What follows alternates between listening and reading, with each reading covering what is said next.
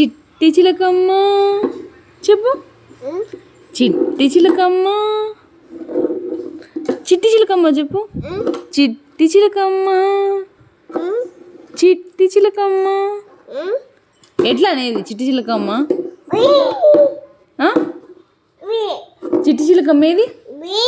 Be పోయిందా చిట్టి చిలకమ్మ? ఏ ఆడిపోయింది? అట్టా అట్టా పోయిందా? చిట్టి చిలకమ్మ చెప్పు నాన్న. చిట్టి చిలకమ్మ